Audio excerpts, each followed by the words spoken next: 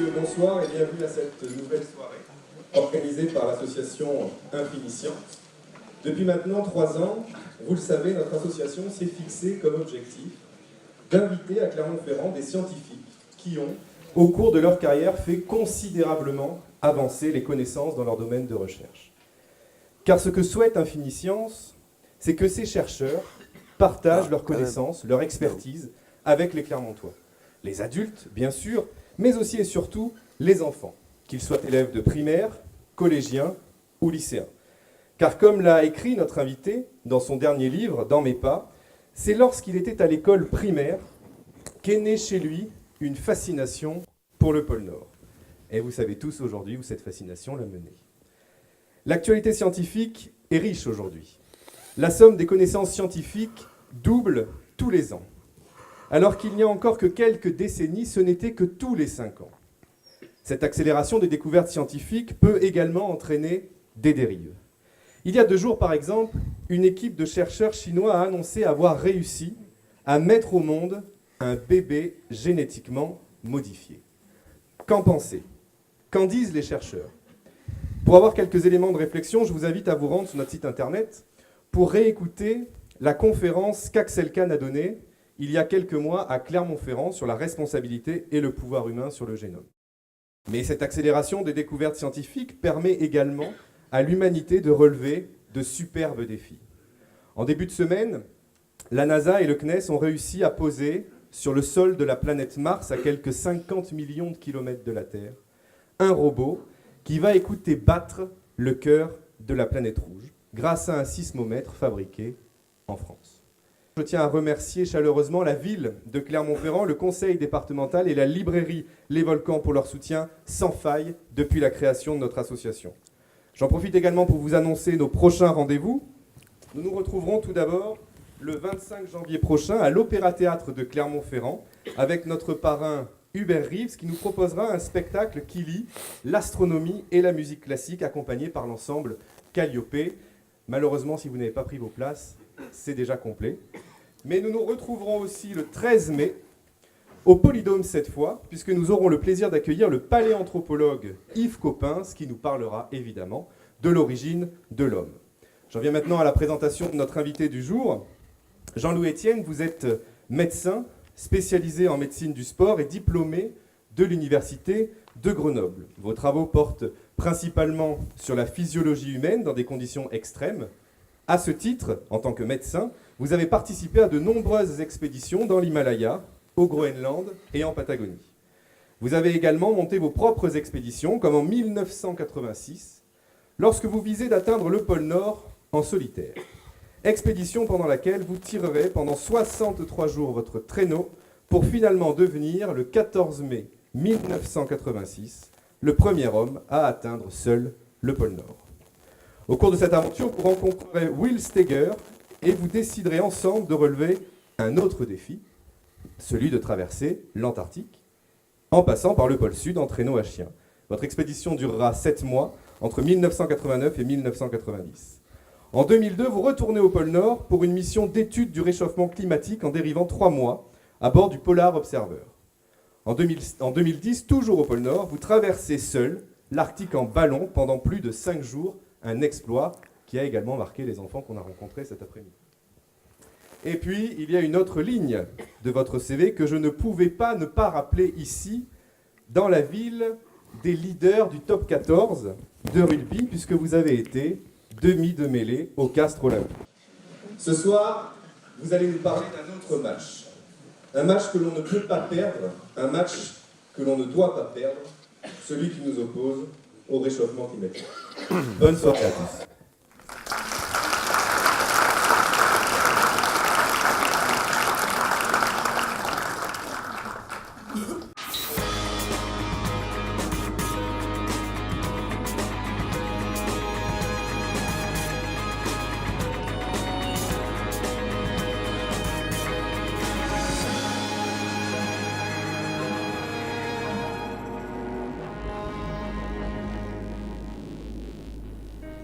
Jean-Louis Etienne.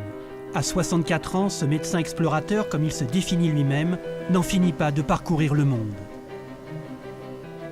D'abord spécialisé dans la nutrition et la biologie du sport, Jean-Louis Etienne s'intéresse rapidement à l'aspect médical de la physiologie humaine dans les conditions extrêmes. Par goût de l'aventure et de la recherche, il va participer à de nombreuses expéditions dans l'Himalaya, au Groenland et en Patagonie.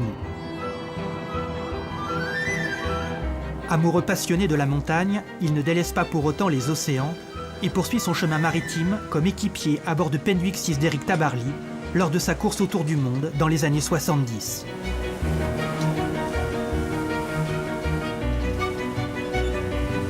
Les 10 années d'expédition que j'ai faites avec Tabarly, avec Kola, les navigations avec le Père Jaouen, à l'Himalaya, un peu partout, c'est une tranche de vie exceptionnelle, quoi. J'avais un métier qui m'ouvrait à tout ce que j'aimais. Je n'avais comme seule responsabilité que moi-même. J'étais dans une insouciance totale. Je n'avais aucun profil de carrière. J'étais dans une jouissance des instants J'étais dans un présent qui m'a extrêmement nourri.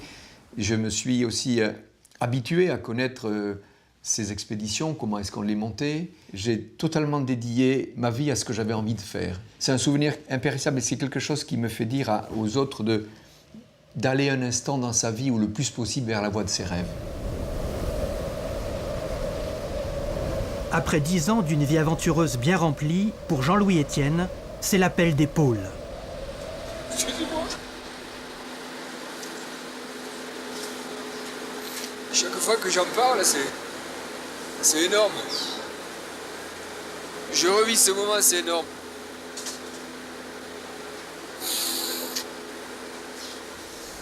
En 1986, il est le premier homme à atteindre le pôle Nord en solitaire, tirant lui-même son traîneau pendant 63 jours. 1000 km parcourus et une moyenne de 20 km par jour. Des températures pouvant atteindre moins 52 degrés. Chaque jour, il marche 8 heures d'affilée, sans pouvoir s'arrêter pour déjeuner à cause du froid. Marcher, marcher encore, franchir les obstacles, tirer son traîneau. Entièrement concentré sur la tâche à accomplir.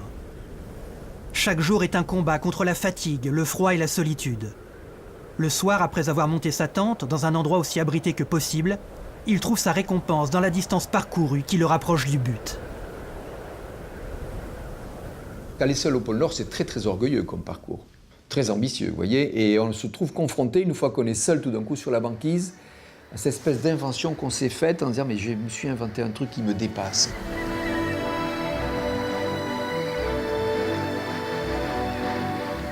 Et donc il faut faire appel à des forces, ce qu'on peut appeler du courage tout d'un coup, pour aller plus loin que l'idée qu'on se faisait de ce dont on était capable.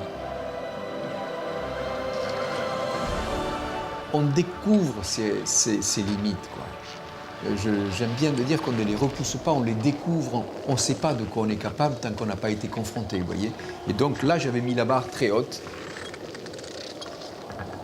Ça m'a apporté le message que je transmets régulièrement quand je vais dans des classes ou même dans des assemblées d'adultes, persévérer. Quoi que l'on fasse, on a des seuils à passer. Donc la persévérance permet de se réaliser. On ne peut pas se réaliser dans la vie sur des sommes de frustration, de choses inaccomplies qui vous restent comme quelque chose que vous auriez aimé faire. Il faut toujours aller vers ce que l'on aime. Le tour du monde, C'est alors le début de 20 années d'expédition. Entre juillet 1989 et mars 1990, il est co-leader avec l'Américain Will Steger de l'expédition internationale Transantarctica, au cours de laquelle il réussit en traîneau à chien la plus longue traversée de l'Antarctique jamais réalisée, 6300 km. Infatigable défenseur de la planète, Jean-Louis Etienne a mené entre 1990 et 1996 plusieurs expéditions à vocation pédagogique, pour faire connaître les régions polaires et comprendre le rôle qu'elles jouent sur la vie et le climat de la Terre. À bord du voilier polaire Antarctica, il part en 1991 et 1992 pour la Patagonie, la Géorgie du Sud et la péninsule antarctique.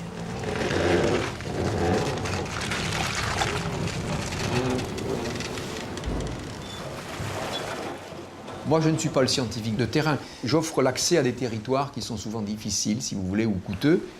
Et J'adore raconter des histoires et je trouve que l'aventure est une passerelle formidable entre la science, les sciences de la Terre, aujourd'hui l'environnement, et le public ou les scolaires. En 1993 et 1994, c'est l'expédition au volcan Erebus, situé sur le continent antarctique. Un volcan actif dont le sommet culmine à 3794 mètres.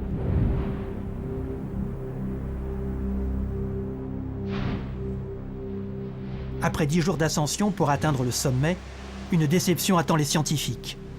Le cratère est éventré par des effondrements et le lac de lave s'avère inaccessible.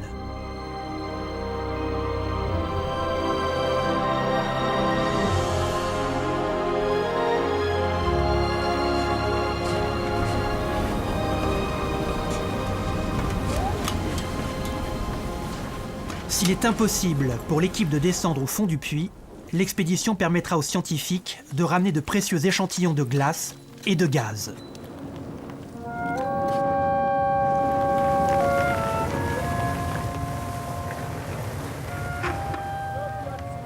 Puis en 1995 et 1996, l'hivernage au Spitzberg à bord d'Antarctica. Pris dans sa gangue de glace, le bateau restera prisonnier 8 mois sur la banquise. Entretien du bateau, prélèvement de plancton, mesures et comptages, programmes océanographiques sont effectués régulièrement à l'extérieur. En février, après 4 mois de nuit, c'est le retour de la lumière et la découverte d'un environnement jusque-là caché.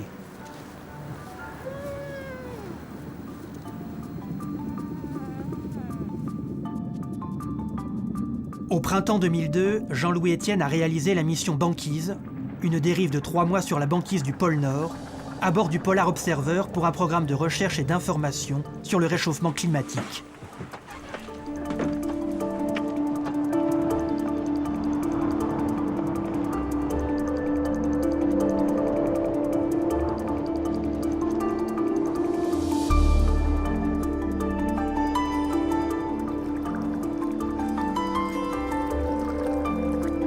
Après 3 mois de navigation, au gré des courants de dérive, ce voyage immobile prend fin, avec le morcellement des glaces qui s'annonce. Avec mon expérience, je suis devenu un passeur d'informations. L'idée, c'est toujours pareil de positiver, je crois, parce que c'est un mot un peu banal, mais faire la liste de tout ce qui ne va pas, c'est bien. Mais insuffler tout d'un coup une dose d'espoir, parce qu'il y a des solutions, c'est le rôle que je prends bien volontiers. Parce qu'on ne peut entraîner une population que si on lui montre qu'il y a un chemin, quoi. En 2010, c'est l'expédition Generali Arctic Observer. Jean-Louis Etienne se lance dans une aventure qui n'a encore jamais été réalisée, la traversée du pôle Nord en ballon. Après plus d'1 an de préparation et d'entraînement, c'est en avril, depuis l'archipel norvégien du Spitzberg, que Jean-Louis décide de partir seul, à bord d'une rosière, ballon mixte d'hélium et d'air chaud.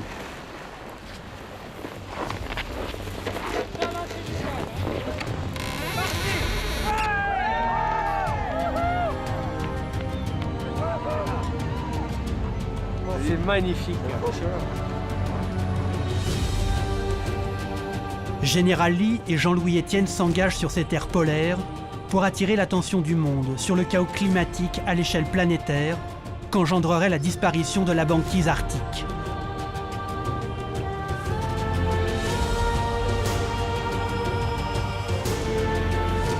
C'est absolument magique, c'est quelque chose d'extraordinaire. C'est un moment d'une grande intensité et ça devient petit à petit une beauté magnifique.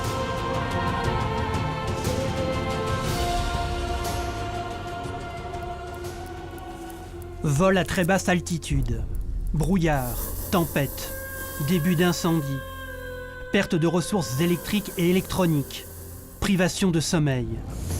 Rien n'est épargné à Jean-Louis Etienne durant cette traversée du pôle Nord en ballon.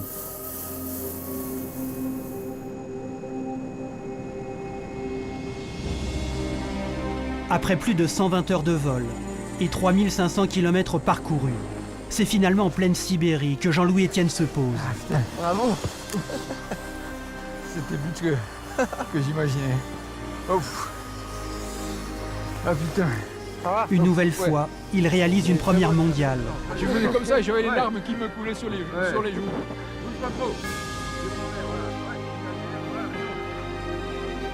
Une aventure audacieuse, digne des romans de Jules Verne, pour ce découvreur hors norme.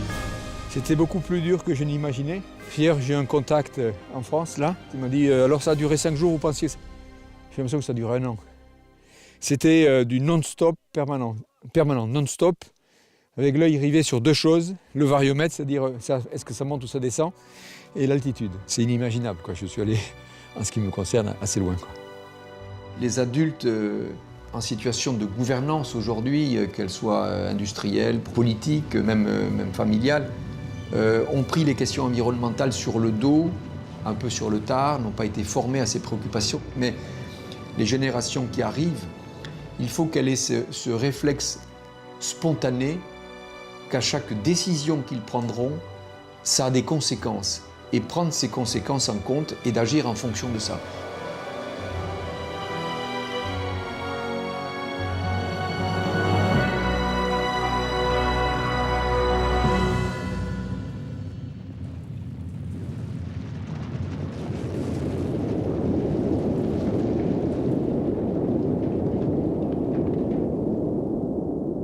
Merci, et puis je vous vois, bonsoir.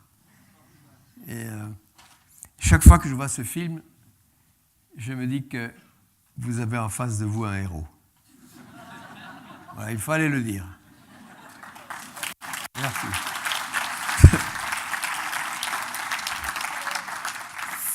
Et ça n'a pas commencé comme ça tout le temps. Hein. J'étais pas dans les canons scolaires. Je l'ai évoqué cet après-midi avec quelques personnes, là. J'étais pas dans les canons d'appréciation scolaire, on va dire. Et donc, j'ai passé le certificat d'études primaires. Je reconnais des visages, là. Compte tenu de leur âge, je pense que certains ont le certificat d'études dans la salle. Ça a disparu. Et donc, après le certificat d'études, j'ai été orienté vers une formation au collège technique. Et donc, on avait des tests, je me sens mieux là, d'aptitude psychotechnique. Ça consistait on avait une boîte comme ça avec 2 manettes, une qui faisait déplacer un stylo dans ce sens et l'autre dans ce sens. Et il fallait bien suivre un S qui était dessiné, donc j'avais dû faire ça bien. Donc aptitude psychotechnique, collège technique. Et donc, en fait, ça m'allait bien parce que je voulais faire menuisier. Depuis tout petit, j'adore le bois, l'odeur du bois, la colle à bois, tout ça. Et je continue d'ailleurs toujours à aimer ça. Et j'arrive au collège technique de Mazamet dans le Tarn et il n'y a pas de place dans la section menuiserie. Donc on m'a mis ajustage sur métaux.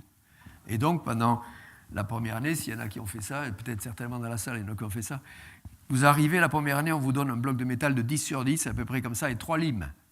Hein, la douce, la bâtarde et l'allemande. Et on lime. On lime 16 heures par jour. Et parce qu'on avait 40 heures, on avait 14 ans. On avait 14 ans après le certificat d'études.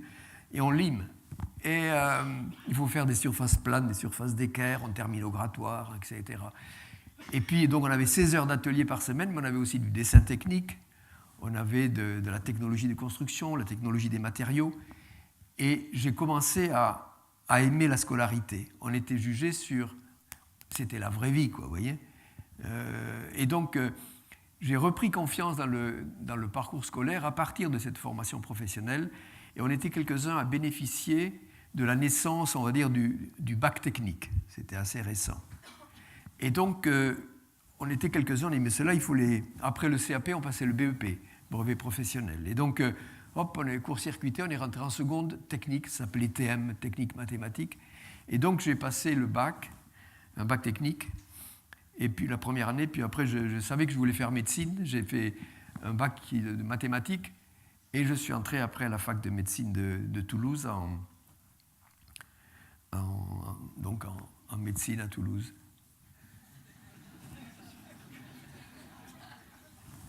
En deuxième année, tiens, un petit rappel. En deuxième année de médecine, c'était mai 68. À mai 68, j'étais à la fin de la deuxième année de médecine. Et on avait des AG comme ça, mais beaucoup plus agités. Hein. Tous les soirs, il y avait une AG. Et donc, j'étais au front du combat. Et un soir, il y avait 2 sujets importants. Pour ou contre le doyen, autogestion des universités. 2 sujets légers.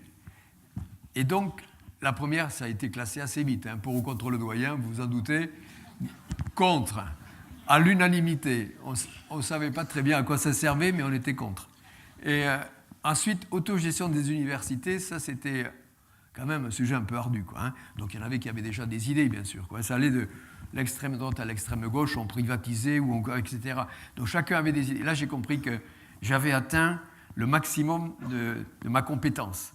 Et donc, je suis allé à l'hôpital et j'ai demandé à un chirurgien si je pouvais assister aux opérations. Il m'a dit, venez. Et tous les matins, j'étais là, au mois de juin, surtout juillet, août, j'étais là, je venais. J'aimais cette ambiance de bloc opératoire. Il y a une tension dans un bloc opératoire, ça se passe sous le cialytique, il y a des enjeux. Et bon, je ne faisais rien, hein, mais j'étais présent et je partageais ça. Et un jour est arrivée une urgence de la main. Et l'interne n'était pas dans le service. Il était parti dans le service, il n'était pas là. Et le chef de clinique a dit à Madame Massat, elle s'appelait l'assistante, la chef de bloc, habillez Étienne. Un grand moment de ma vie. Habiller Étienne, parce qu'en chirurgie, vous passez les mains où on nettoie, c'est en stérile, et donc on vous habille. Et là, c'est le coup de foudre. Je découvre, si vous voulez, en chirurgie, l'importance du geste manuel.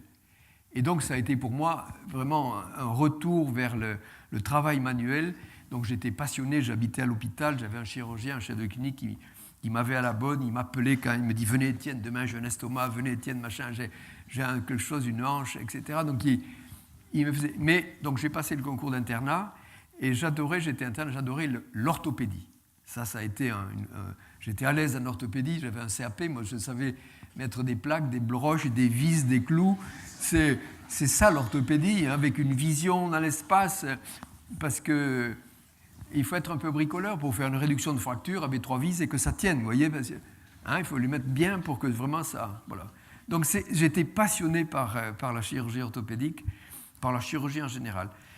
Mais j'avais une envie ancienne, profonde, c'était de faire des expéditions. C'est un truc d'enfant, faire des expéditions. Je ne sais pas d'où ça vient.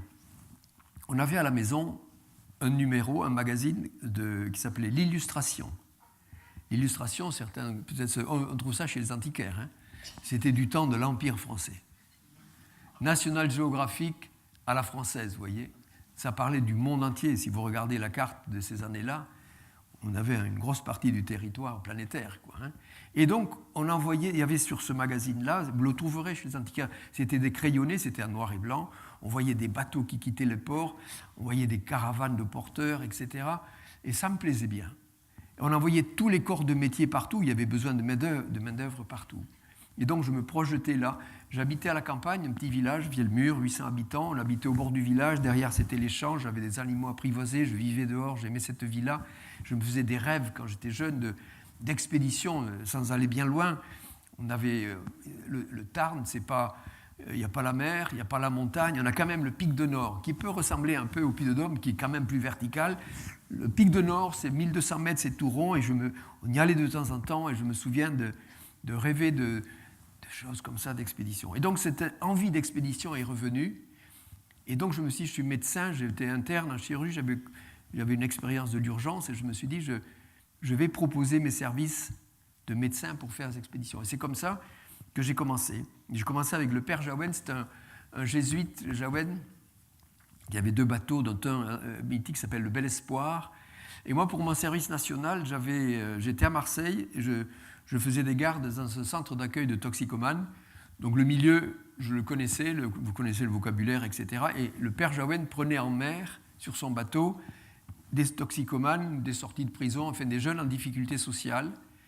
Et avec l'idée que si on partait loin des fournisseurs, et en mer, on pouvait retrouver une santé. Et voilà. Et donc je me souviens, c'était mon premier voyage de médecin d'expédition. On partait pour traverser l'Atlantique, donc c'était un long voyage. On partait d'Angleterre, on allait à la Corogne, il y avait les Canaries, puis on traversait de l'autre côté. Et je suis arrivé avec des caisses. Ah, je peux me déplacer? Hein? Ben oui. Non, parce que En général, je me sens mieux là. Et j'étais arrivé avec des caisses. Et Jaouen, le père Jaouen, c'est un menhir. Il était de Ouessant, c'était un grand costaud. Et il me dit, mais qu'est-ce que tu fais avec tout ça? J'avais tout prévu. On était sur un bateau, je me suis dit, s'il y a la baume qui cogne le cerveau d'un mec, un peu hématome extradural, peut-être vous savez ce que c'est, mais enfin, il faut opérer vite, quoi, hein, il faut faire un trou pour... Enfin, je pouvais tout faire, une trépanation, vous voyez, des choses simples. J'étais parti. Et Jaouen me regarde et il me dit, mais on n'a pas besoin de tout ça, quoi. Je dis, écoute, hein, on le prend. Il me dit, mais dans tout ça, est-ce que tu as des pilules? Putain, des pilules? Qu'est-ce que tu veux dire? Des pilules? Il me dit, attends, on va partir d'ici, la Corogne, ça va faire beau. Les Canaries, il va faire chaud. Et il me dit, ça va commencer à y aller, les filles vont avoir les règles, ça va baiser, je veux pas d'emmerde. Et donc j'avais tout sauf les pilules. Et je suis parti acheter des stocks de pilules dans une pharmacie au Havre, on partait du Havre. Donc j'ai dû expliquer au pharmacien, quand il m'avait une collection de pilules. Voilà, ça c'était ma première expédition. Après j'en ai fait d'autres, j'ai fait bien sûr la course autour du monde avec Tabarly, c'était un grand moment. 1 an avec Eric, qui était juste à ma... C'était pas un causant, mais c'était un... c'était l'ancienne, Eric était un menhir, lui aussi un breton, avec une endurance colossale, quoi.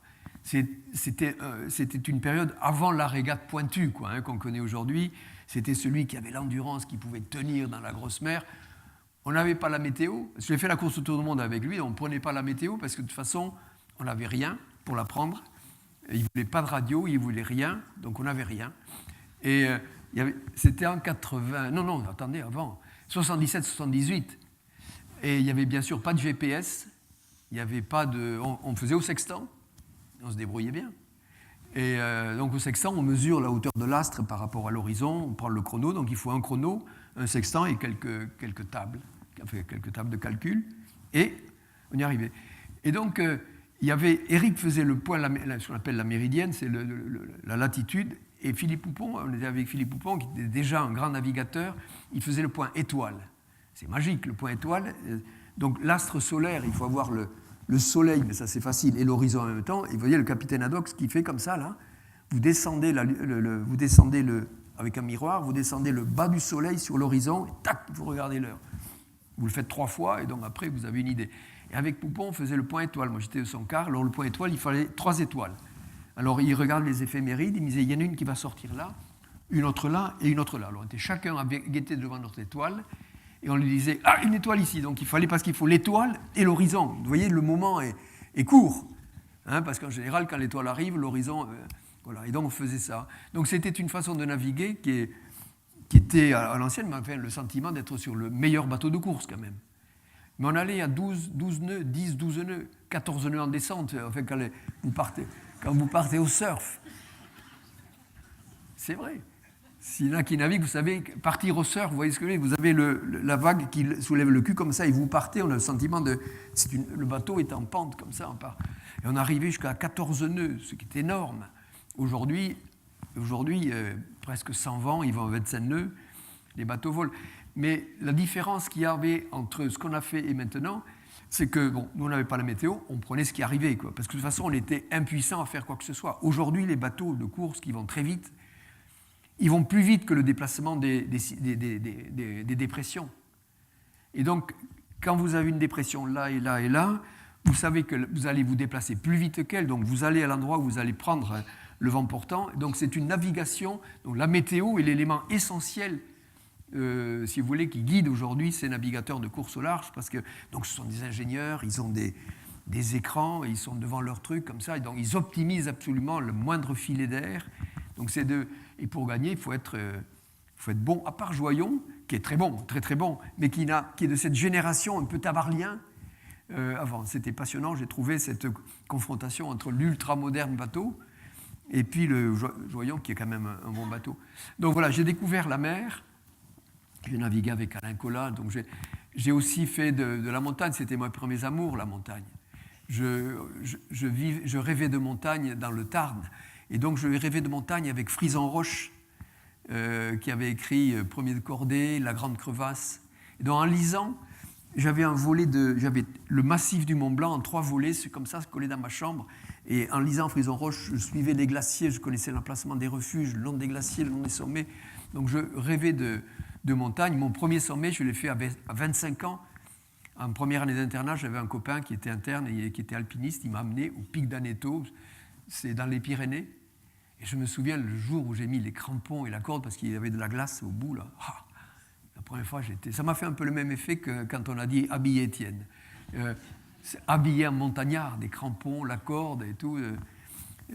Donc j'ai eu cette vie dehors. Donc j'avais l'expérience de grimper. Je ne grimpais pas comme un cador, mais je pouvais grimper. Donc ces expéditions en montagne, je participais. J'étais à la phase nord de l'Everest avec, là je vous parle il y a quelques temps, c'était en 83. C'était Yannick Seigneur, Jean Afanassieff, c'était ces alpinistes anciens. Ils sont morts les deux là. J'étais avec Bettencourt, avec Valençon, enfin des alpinistes, des bons alpinistes de cette époque-là. Donc j'ai été recruté parce que j'étais médecin, pas parce que j'étais alpiniste, vous voyez. Ils mettaient des bons alpinistes et médecins. C'était une très bonne école. Et un jour, j'étais au camp 2 de l'Everest parce qu'il y avait 5 gars qui étaient coincés au camp en altitude, au-dessus du camp 5. Ils étaient coincés par le mauvais temps à 8000 mètres. À 8000 mètres, on ne reste pas longtemps. Ça faisait 3 jours qu'ils étaient là. J'étais au camp 2, j'avais monté l'oxygène et tout ce qu'il fallait. Et j'étais tout seul sous la tente. Et il y avait une ambiance puissante. Quoi. Il y avait des tempêtes, mais j'étais sur une arête. Donc j'étais assez bien. Il y avait des avalanches qui partaient. Il y avait du bruit, ça secouait. Là. Et j'étais bien là. Je me suis dit, mais maintenant peut-être je suis mûr pour faire mon expédition. La mienne. J'ai été pendant 12 ans médecin d'expédition.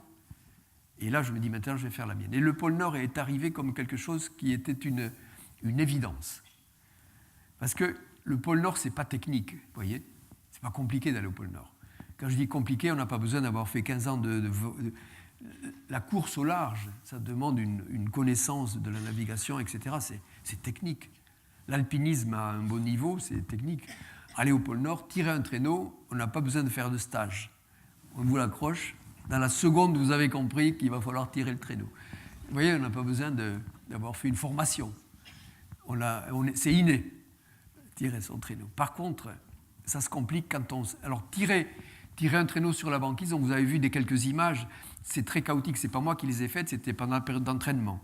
C'est très chaotique, la banquise. Le pôle Nord est au milieu d'un océan, un océan gelé, et vous marchez sur la glace, une glace qui est sans arrêt travaillée. Il y a une vraie tectonique des plaques.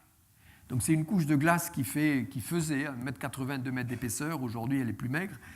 Et cette glace, elle est poussée par le vent, elle est poussée par le courant, un courant transpolaire qui l'amène du détroit de Bering, pôle Nord, et en face vers le Groenland et le nord du Canada. Et moi, je suis parti du nord du Canada.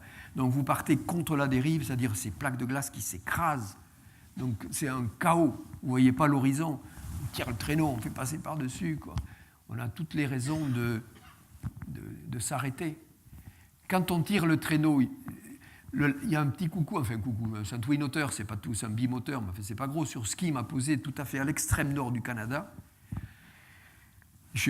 Avec le mécanicien, on est descendu mon traîneau, et donc l'avion n'a gardé que... c'est un bimoteur, donc vous avez l'apport de ce côté, donc il coupe quand même l'hélice qui tourne de ce côté-là, il garde l'autre parce qu'il va pas, ça se refroidit très vite, il faisait moins 48, vous voyez. Et il me pose là, et donc tout de suite je suis sorti, donc il rallume le moteur, il faut pas rester longtemps quoi, pour l'avion, sinon ça givre, ça gèle. Et donc je me suis retrouvé là, j'ai fait signe au pilote, je lui ai dit où est le nord ? Et this way, il m'a montré comme ça, et boum, il est parti, et pendant un moment, dans ce silence, j'entendais ce bruit, cet avion qui partait, qui donnait du volume à ma solitude. Et vous ne pouvez pas vous dire, bon, maintenant j'y suis arrivé au point de départ, on va y aller, quoi. Là, vous avez moins 48 qui vous tombe dessus. C'est une massue qui vous assomme. Donc il y a deux choses à faire. Soit vous montez la tente, vous mettez le sac de couchage, vous mettez dedans et vous buvez du chaud, ou vous partez. Parce que quand on marche, on n'a pas froid. On n'a pas froid parce que la machine musculaire produit de la chaleur à l'effort. La machine musculaire, elle a un rendement aussi mauvais que nos moteurs à explosion de nos voitures. Le moteur à explosion de la voiture, il chauffe. 75% de l'énergie engagée dans l'explosion des cylindres, 75%, c'est un déchet de réaction, c'est de la chaleur. Seulement 25% est transformé en mouvement. Vous voyez ? faible rendement quand même. Ça dépend des pneus. Passons.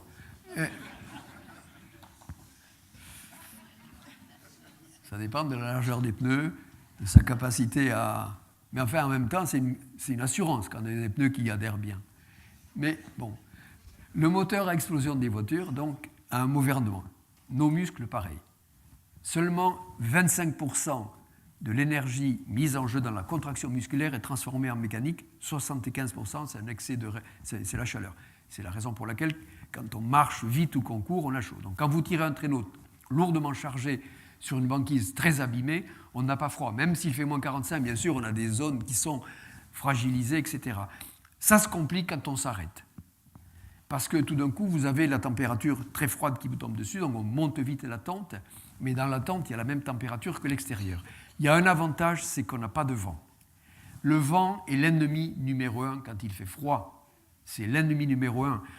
L'année dernière, c'était l'hiver, peut-être ça va revenir, on a eu l'impression que les journalistes avaient découvert le ressenti. Hein? C'est marrant, j'ai été très interrogé sur le ressenti l'année dernière, comme si c'était une nouveauté. Hein? En 2017, on ressent. Voilà, et le ressenti. Donc, docteur Etienne, parlez-nous du ressenti. Mais j'ai dit, ça existe depuis toujours. Bon. Mais c'était intéressant d'expliquer en fait que le vent ne refroidit pas la température. Le vent n'abaisse pas la température. Le vent accélère notre vitesse de refroidissement. Vous voyez la différence? Il accélère le refroidissement parce que le vent nous passe à travers, il nous traverse, il nous vide de nos calories. Sauf si on se met à l'abri du vent. Il faut avoir un coupe-vent à l'extérieur, c'est fondamental.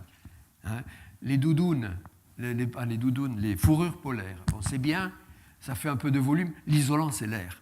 Donc il faut faire du volume. Ce n'est pas la peine d'acheter une Moncler à 1 000 € chez je ne sais pas qui vous voulez à 25 €, ça fait le même effet. Hein. Ça fait du volume. L'important, c'est à l'extérieur d'avoir un coupe-vent. Donc si vous voulez acheter un vrai coupe-vent, vous soufflez, il faut souffler. Hein. C'est comme ça, si ça souffle à travers, c'est pas bon. Hein. C'est vous qui êtes le testeur chez le marchand. Donc achetez un truc qui est coupe-vent à l'extérieur. Donc tout ça pour dire, quand on marche, on n'a pas froid. Dès qu'on entre sous la tente, on est à l'abri du vent, mais il fait froid. Il fait froid et on est des homéothermes chauds. J'ai expliqué ça ce matin là, à l'école. Où ça s'appelle comment la télé? L'école? La Fond de l'Arbre. Là? L'école de la Fond de l'Arbre. Voilà. Et la Fond de l'Arbre. Oui. Orsine. Orsine, voilà. Et donc il y a des gamins qui étaient assis, c'était les CP jusqu'à CM2. Hein. Et donc je leur ai expliqué ce que je vais vous dire là. Il y a quelque chose qui nous unit, tous les humains. On a quelque chose en commun, tous les humains, quel que soit le pays, quelle soit la couleur de la peau, il y a quelque chose qu'on a en commun. C'est la température du corps. 37. On est tous calés à 37. D'ailleurs, c'est une interrogation. Qui a calé le thermostat? Hein? Parce que et donc, je leur ai dit à l'école, là, et puis je vous l'ai dit à vous aussi, vous faites une expérience en rentrant, pas ce soir, hein, mais quand vous voulez, vous mettez dans un bol de l'eau à 37, avec le thermomètre, hein, le thermomètre médical. 37. Vous mettez la main dedans. Vous allez voir, c'est très très chaud. Donc c'est un capital thermique que l'on doit absolument conserver. On ne peut pas s'en éloigner de ce 37. Donc quand il fait moins 40 dehors, ou sans aller si loin, quand il fait froid l'hiver, quoi qu'il advienne, on doit conserver ce capital thermique. C'est l'optimum biologique. On fonctionne à 37, on n'y échappe pas. Donc quand il fait très froid, il y a deux choses à faire, donc se couvrir et manger. Hein, amener des calories. Et donc, notre corps est un radiateur, en fait. Et alors, les enfants, ils avaient très chaud, ils étaient assis, on est dans une petite salle, et à un moment donné, je dis, vous n'avez pas chaud? Il y en a un qui a dit, ils ont tous dit, si, on a chaud. Et il y en a un qui a dit, parce qu'on est serrés les uns contre les autres. Et j'ai dit, oui, vous êtes chacun un petit radiateur. Et ils étaient découverts, on est des radiateurs, on envoie de la chaleur, on ne s'en rend pas compte, hein, mais vous perdez de la chaleur, on envoie de la chaleur. Mais vous ne perdez pas tout, parce qu'en même temps, vous avez mangé, Non, pas encore. Bon, mais ce que vous avez mangé, si vous voulez, se transforme et donne des calories. Vous voyez ce que je veux dire? On est en permanence alimenté en calories par ce que l'on a mangé. Donc, manger quoi? Le corps est bien fait. Le corps, il demande ce dont il a besoin. C'est-à-dire, en été, on mange des salades, des fruits, et maintenant qu'arrive l'hiver, des truffades, des tartiflettes, des daubes, des cassoulets, parce que le corps demande du consistant. Parce que les graisses amènent 9 calories au gramme, les glucides ou les protéines amènent 4 calories au gramme. Donc on a compris que on a un appétit de corps gras dès qu'arrive l'hiver. On se lâche. Donc on peut... Voilà. Et tous les récits polaires se terminent... il y a toujours la mention, la fin des graisses. Et je l'ai connu.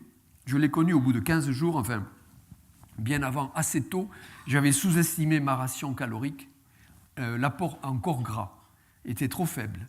Et donc, par radio, j'ai demandé, j'avais eu un ravitaillement au bout de 15 jours, et par radio, j'ai demandé de m'amener du beurre. J'avais une faim de beurre.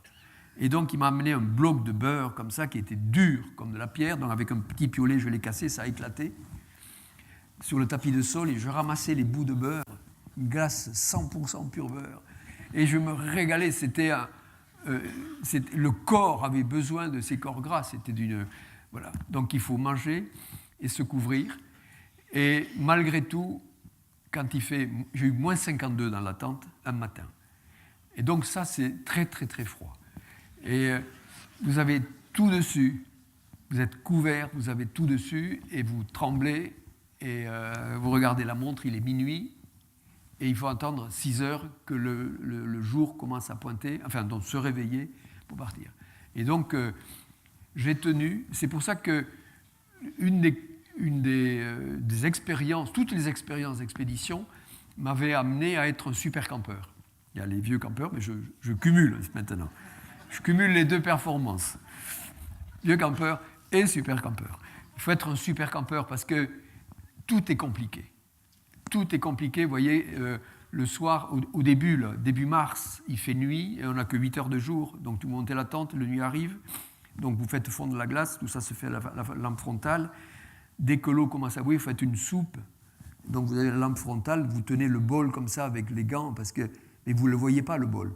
Il y a une telle évaporation. Vous voyez, vous avez moins 40 et un bol à plus 40, je ne sais pas quoi, un delta T énorme, vous ne le voyez pas, donc vous arrivez comme ça. Et tout ça est compliqué. Je me suis réveillé un jour dans la nuit en train de m'étouffer et j'avais un mal de tête, envie de vomir, et j'ai compris que j'étais en train de m'asphyxier parce qu'en fait, j'avais laissé un tout petit trou, le sac de couchage, vous voyez, pour respirer. Et quand on expire de l'eau, de l'air, il est saturé d'humidité. Vous allez faire l'expérience, on l'a fait tous, comme ça on fait sur la vitre froide. Il y a de l'eau, on expire de l'eau. Donc l'eau s'était gelée sur le petit trou de respiration, donc je n'avais plus de renouvellement d'air, j'étais en train de m'asphyxier. Et donc je cherche la lampe frontale, et je vois qu'il y avait de la glace sur un bon bloc, vous voyez. Vous ne pouvez pas tirer sur la fermeture éclair. Donc j'ai cherché le briquet, il était là, mais le briquet, il ne marchait pas. Donc là, je me suis dit, on se calme, qu'est-ce que je vais faire, quoi. Et donc, le seul truc que j'avais, mon seul point chaud, c'était le doigt. Et donc, j'ai fait un trou et j'ai respiré, j'ai pris le briquet, il marchait. Et le briquet était en train, lui aussi, de s'asphyxier. Un briquet, ça a besoin d'oxygène. Et donc, j'ai passé du temps à faire fondre doucement la glace sans abîmer. Voilà. Donc, c'est une illustration qu'il faut en avoir beaucoup envie pour aller au pôle Nord, et que c'est le camping qui est compliqué. Vous voyez, les matériaux changent de structure, ils sont extrêmement fragiles. Un bol de thé m'a échappé un jour, donc le thé est parti sur le tapis de sol, et ça gèle tout de suite. Hein. Et le matin, pour tirer le sac de couchage, il ne venait pas. Il était soudé parce que le thé était passé dessous. Donc qu'est-ce qu'on fait? Il n'y a que la main chaude. Et donc vous tirez, donc vous faites fondre la glace comme ça. Si vous tirez, vous le déchirez. Et il faut aller doucement. Donc vous avez l'onglet. Et voilà, toutes ces choses-là font qu'on n'a qu'une envie, c'est de se barrer. Et vous voyez, et il n'y avait que 4 Finlandais avant moi qui avaient été au pôle Nord avec le traîneau à pied comme ça. Donc tous les autres, ça faisait très longtemps que tout le monde abandonnait, et je comprends pourquoi on avait envie d'abandonner. Je pense que si on avait été 2, on aurait abandonné. Et tout seul, j'ai résisté comme j'ai pu, mais je suis sûr que si on avait été au moins 2, on se serait regardé en temps. Là, on est limite, là. On est vraiment à la limite. C'est vrai, quand il fait... On est limite et on se serait convaincu qu'on reviendra l'année prochaine. Et donc j'ai tenu, j'ai traversé toutes ces tentations de l'abandon.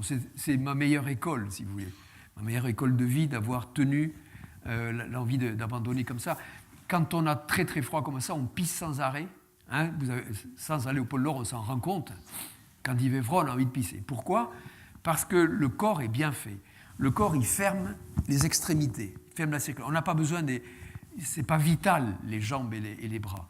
Donc le corps conserve la température à 37, ce fameux 37 qu'il faut conserver, en fermant la circulation périphérique et en conservant la circulation où il faut être à 37, le cerveau, le thorax et l'abdomen.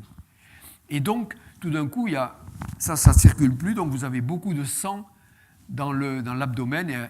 Et donc les reins, ils ont à filtrer une grande quantité de sang qui passe, et donc ils filtrent, ils donnent de l'urine, et voilà. Et alors donc, on pisse beaucoup quand il fait froid. Alors, l'avantage des hommes, c'est qu'il faut prendre une bouteille étanche. Et on peut pisser dans le sac de couchage sans sortir. C'est un avantage, parce que quand vous êtes basse température. Et là, j'avais découvert quelque chose de formidable, c'est qu'avec la bouteille d'urine, c'était une bouillotte. 37 degrés. Il ne faut pas les perdre, on fait feu de toutes les calories. Donc, si vous avez froid aux pieds, je vous donne un conseil. Non, ce n'est pas la peine de pisser dans une bouteille, mais vous faites chauffer de l'eau. Et l'emplacement de la bouillotte est important. La bouillotte, quand on a froid aux pieds, il ne faut pas la mettre au fond du lit. Il faut la mettre là, au carrefour des gros vaisseaux. C'est un échangeur thermique, la bouillotte. Elle amène de la chaleur. Donc là, vous avez les grosses artères fémorales qui sont dessous, et les veines, et les grosses veines. Donc, vous allez voir, ça change complètement. Vous allez avoir vos pieds très chauds très vite. Donc, des trucs c'est des conseils d'hommes expérimentés. Et donc, je voulais abandonner tout le temps, et pour être honnête, à un moment donné, je me suis dit, si tu pouvais te casser une jambe, vous voyez, être sauvé, rentrer sur une civière, en héros, vous voyez, et non pas en rentrant, je me caille, il fait trop froid. C'était nul. Mais bon, j'ai traversé tout ça. C'est important. Résister aux tentations de l'abandon dans quoi que l'on entreprenne. Ça, c'est le message. Là, il y a un message à partir de maintenant. Résister à la tentation de l'abandon. Ça, c'est fondamental. Quoi que l'on fasse dans la vie, on a des seuils à passer, je l'ai expliqué. Et je le dis souvent, je le dis à des adultes, je le dis souvent aux enfants, aux jeunes. On a un moment, une idée, vous voyez. Tout d'un coup, vous avez une idée, un truc, putain, ça, c'est un truc que j'ai envie de faire, quoi. Vous voyez, tout d'un coup, vous avez touché quelque chose qui fait que les lundis ressemblent à des vendredis. Vous voyez, un truc qui... Vraiment, c'est un truc... Voilà, alors, on part là-dessus, alors on va acheter un peu de matos, on se prépare, on fait le truc, enfin... Après, il faut faire le travail. Là commencent 3 choses. Si on veut y arriver, y consacrer du temps, du travail et de la persévérance. Parce qu'en fait, au début, on progresse vite sur quelque chose, mais après, ça devient un peu compliqué. C'était plus compliqué qu'on imaginait. Vous avez toujours quelques-uns qui vous disent « mais ça n'a pas beaucoup d'avenir, c'est pas bien, et qu'est-ce que tu fais là-dedans, etc. » Il ne faut pas les écouter. Vous avez enclenché quelque chose en vous. Ce n'est pas tous les jours qu'on a une idée qui vous porte à un certain moment. Et donc, il faut continuer sur cette trajectoire-là. Et des fois, il ne faut pas rester assis sur son fauteuil. Des fois, un bon film, vous voyez. Vous sortez d'un bon film, ça vous requinque. Vous avez envie de faire un truc, voilà. Un bon film, une lecture, une rencontre, des fois une musique suffit. Voilà. Et tout d'un coup, hop, on progresse par seuil, on y a remis de l'énergie, on a passé un seuil et on continue. Voilà. Et donc, quoi que l'on entreprenne, c'est ça. De dire... finalement, ce n'était pas tout à fait ça, je vais voir si vous allez... On est toujours confronté à cette insuffisance. Alors moi, quand je parle de mes affaires, là, on me dit, mais vous, ça a l'air tellement facile, vous avez la passion. Mais la passion, c'est fragile. La passion, c'est aussi fragile que le feu. Si vous ne mettez pas des bûches, ça s'arrête. Et les bûches, des fois, elles ne sont pas au fond du jardin, vous voyez. Il faut aller loin les chercher, les bûches. Donc, Je ne suis pas du tout inoxydable. Je passe par des moments de découragement. Et l'expérience me fait dire que, et je le sais, quand on fait une part du chemin, la vie fait le reste pour vous. Parce qu'on enclenche quelque chose, on dégage quelque chose, on capte les informations qui vous sont utiles. Donc, être en mouvement, avancer vers ce qu'on a envie de faire, et c'est comme ça qu'on progresse en rencontrant effectivement des choses qui vont nourrir votre projet. Donc, il n'y a pas de... Je ne suis pas un Superman, j'étais têtu à un moment donné. Le pôle Nord m'a apporté beaucoup. Quand je suis arrivé au pôle Nord, vous avez compris, c'est une libération. Ce projet, il me pesait. Ça faisait 2 ans, j'avais essayé en 85, j'avais échoué, j'étais tombé dans une crevasse, je m'étais fait mal. Je pense que la crevasse m'a aidé, parce que j'étais déjà un peu limite. Mais j'y suis revenu, et l'arrivée au pôle Nord, c'est une libération absolue, quoi. C'est un moment de grande félicité, ce sentiment que tout votre corps est heureux, vous voyez. Vous ne pesez rien. Les cellules sont heureuses. Enfin, et donc j'étais seul, donc je parlais au réchaud, je parlais au sac de couchage, je parlais au traîneau, à la glace, quoi. C'était un grand moment, Je l'ai fait surtout en 86, avant le GPS, avant le téléphone Iridium, donc les conversations, niet, et la navigation, c'était avec le Soleil. Enfin, la direction avec le Soleil. Le Soleil est un astre fiable. À 6 heures du matin, il faut être en heure solaire locale, plein Est, midi, plein Sud, minuit, 18 heures, plein Ouest, minuit, plein Nord.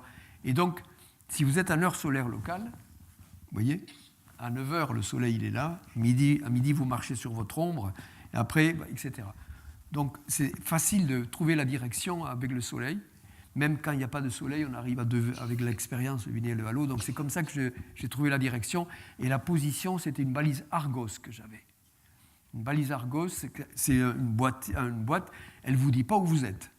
Mais elle envoie un signal qui est capté au centre spatial à Toulouse. Et Michel Franco, qui était à Resolute Bay, un village du nord du Canada, il interrogeait le terminal du CNES. Et le soir, il me donnait la position de la veille. Tu es à 86, machin et tout. Donc lui, il avait une grosse radio, il était au chaud. Moi, j'avais une radio de 20 watts quand il fait moins 40. Heureusement, elle est pile au lithium. Ça marche vachement bien au froid. Et moi, je le captais et je lui disais « bien reçu, bien reçu, bien reçu ». Et lui, il me disait « le potentiomètre a bougé 3 fois, je sais que tu m'as reçu ». Donc vous voyez, le niveau de conversation à coup de potentiomètre. Et voilà. Donc c'était une retraite intense. Vous voyez ce que je veux dire? C'était une grande solitude constructive, intense. Donc, et je suis revenu de là avec deux outils intéressants. Un début de notoriété. C'est intéressant, la notoriété. À mon niveau. Et vous arrivez dans un resto, on vous dit c'est complet, on vous reconnaît, on vous trouve une place. Vous voyez, ça c'est sympa. Mais c'est sympa. Mais c'est pas pesant en plus, quoi. Mais surtout, je suis revenu avec une confiance dans mon aptitude à mener des projets lourds comme ça et de les réussir. J'avais été équipier avant, j'étais équipier avec tous ces gens dont je vous ai parlé, et là j'étais le boss, j'avais inventé l'histoire, j'avais réuni les moyens techniques, financiers pour la faire, je l'avais réussi, et je me suis dit, ça va être ma vie. Vous voyez, à partir de ce moment-là, donc j'ai abandonné l'exercice de la médecine à ce moment-là, pour me consacrer à l'organisation d'expéditions lointaines, polaires. J'ai fait construire Antarctica, qui s'appelle Tara aujourd'hui, qui fait des programmes merveilleux. Ensuite, il y a eu Transantarctica, la traversée de l'Antarctique. Ça, c'était une grande expédition internationale. On était 6, avec un Russe, c'était 89-90, avec un Russe, Viktor Boyarsky, qui était soviétique quand on est parti, et qui est devenu russe à l'arrivée. Et moi, j'avais une radio en ondes courtes, une radio amateur, et je captais RFI, BBC World, je captais... et donc, je disais à Victor, il venait sous ma tente le soir, il me dit alors, donc je lui dis, ton pays est en train de changer, on arrivait, pas tous les jours, à capter de l'information. Et donc, il a connu cette transformation. L'autre, on avait donc un Russe qui était soviétique, Victor, on avait un Chinois de Chine populaire, Et en 89, à la fin de 89, le Dalai Lama a été prix Nobel de la paix. Alors il était très en colère. Très en colère parce qu'il me dit l'Occident n'a jamais rien compris, le Tibet a toujours été chinois. Bon. Après, on avait un Anglais, un Japonais, un Américain et moi. C'était génial parce qu'on ne parlait pas la même langue et on avait conservé un niveau relationnel de qualité. J'imagine 6 Français, pendant 7 mois, traverser l'Antarctique. On avait des tentes à 2. Et tous les mois, on changeait de partenaire. Pour ne pas avoir la même personne. Pour changer les histoires. Mais vous imaginez, petite tente, quoi. Hein. Des fois, on restait 3 jours sous la tente pendant la tempête. On était recouvert de neige, on attendait. Donc vous imaginez, comme ça, avec un Français en face, là.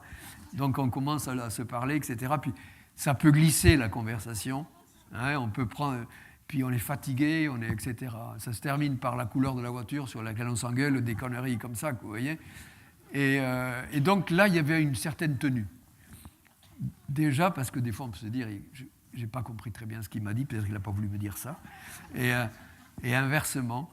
Et je me souviens, une des premières nuits, j'étais avec le Japonais le premier mois, et on mangeait comme ça, je lui dis good appetite, good appétit, hein, bon appétit. Et je dis comment on dit en japonais bon appétit? Alors il me regarde et il me dit good appetite. Donc je dis, je me suis mal exprimé. Comment est-ce qu'on dit voilà. Et il me disait good appetite. Et je dis mais. Et il me dit si, on dit good appetite. Donc il disait vraiment ça. Moi j'ai appris l'anglais au collège technique de Mazamet dans le Tarn. Une formation avec un prof qui n'avait pas dépassé le nord du département, certainement, et qui roulait les airs. C'est vrai, hein? Je vous donne un exemple d'une des leçons dont tout le monde se souvient. C'est forme affirmative. A cat is an animal, repeat after me. Alors, c'est vrai, hein? Et donc, le cat is an animal, chacun disait. Et puis après, forme interrogative, is a cat an animal? Alors, absence de réponse. Is a cat an animal? Eh bien, yes! Voilà. Donc, c'était les premières leçons d'anglais. Bon, j'ai fait des progrès.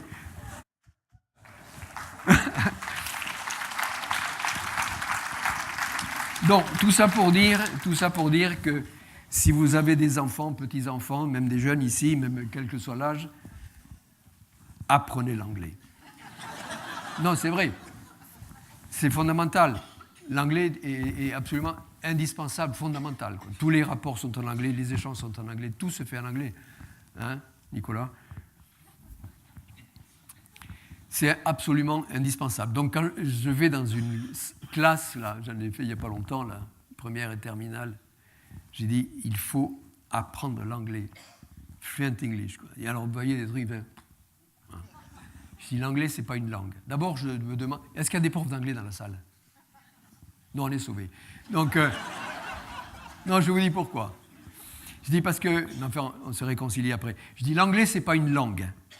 L'anglais, c'est un outil de travail. Vous multipliez par 100 vos chances de trouver du boulot. Quoi que tu fasses, si en plus tu parles l'anglais, on t'envoie partout, tu peux te déplacer.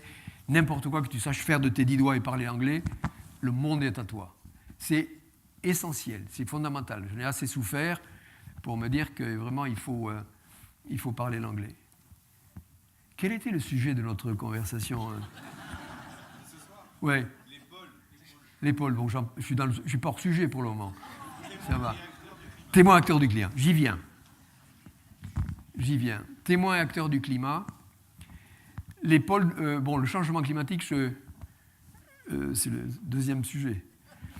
Le changement climatique, ce n'est pas une valeur, ce n'est pas quelque chose dont on discute.